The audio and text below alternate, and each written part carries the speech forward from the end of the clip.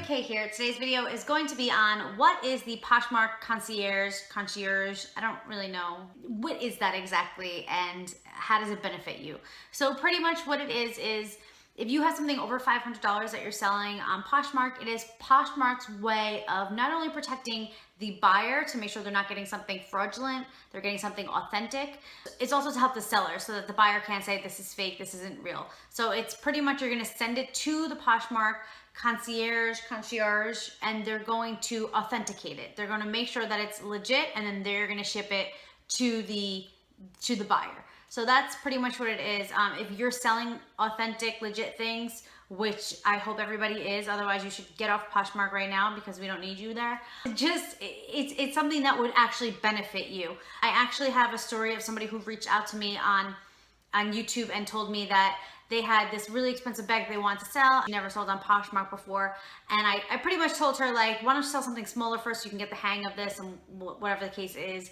And she did, and she wound up selling this really expensive bag. I think it was like $2,000. I don't really remember all the details of what kind of bag and everything like that, but it was about $2,000. So she obviously had to go through the Poshmark Concierge, which is $500 and over. So she ships it to them, and as she's packaging everything, she had the measurements, everything like that in the listing. And as she's packaging it, she's recording herself packaging it so you know that this is legit.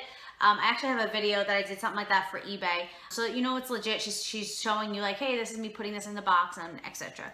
She sends it over to the Poshmark Concierge, and then they send it, they authenticate it, they say, yes, it's legitimate. They send it over to the buyer. The buyer then opened up a case and said, this isn't the size of the bag that I wanted.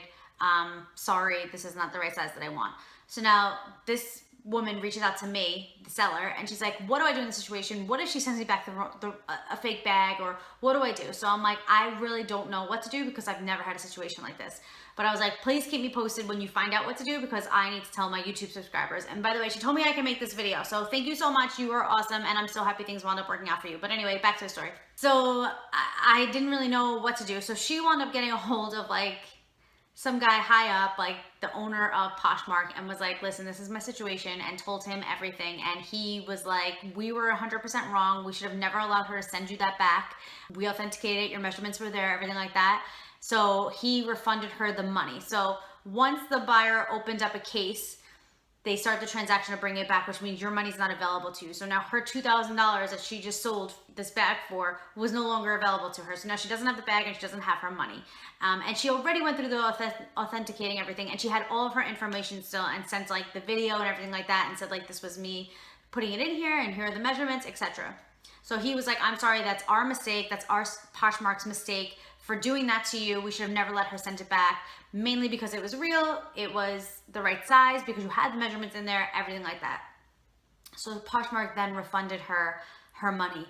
On top of this, the woman mailed her back her bag, which is craziness, because now the woman got her money back from the purchase. The buyer got her money back, and then she got her money back for selling it. She got her money, and then she also got her bag back. And then the buyer also sent $50 and said like, I am so sorry for this misunderstanding, whatever. So now the seller got her bag, she got the money back from Poshmark, and she got an extra $50, which I thought was so super nice of the buyer to do that, because I would have never done something like that if that was me. Like, I don't have $50 just be giving to people for a misunderstanding or whatever the case is. But it wound up working out tremendously in her favor. So the moral of that story is the Poshmark Concierge is there to help you. And if for any reason it does get past them and it gets to the buyer and the buyer puts in a complaint, then you can, you know, I wouldn't maybe recommend calling the owner of Poshmark, but definitely take that case further, because you are more than likely going to be in the right, as long as their complaint isn't something, I don't even know what their complaint actually could be. Not as described, it couldn't even be, because they're authenticating it, they're seeing it. I don't even know. I would just assume that once you're going through that, you're pretty much in luck. But I do want to say, I did sell a Burberry bag and a wallet. And I sold it for pretty cheap, and I had 20% off in my closet, I think it was at the time. So somebody bought the Burberry bag and the Burberry wallet from me. And with the percentage off, it wound up coming to like $4.50. And so I reached out to Poshmark and I was like, listen, I'm really nervous about this. I was like, I can't send it to you guys because it's under $500, but I want you guys to authenticate it because I know it's real. And they were like, we're sorry, it's 500 plus.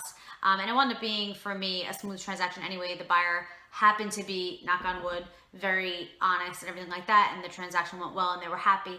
But you cannot send that to Poshmark unless it's over $500. So if you're offering bundles in your closet and that puts the item for under $500, then you're not going to be able to send it to the Poshmark concierge to authenticate it. So that's pretty much that. So I hope this video helps. I hope I didn't ramble too much.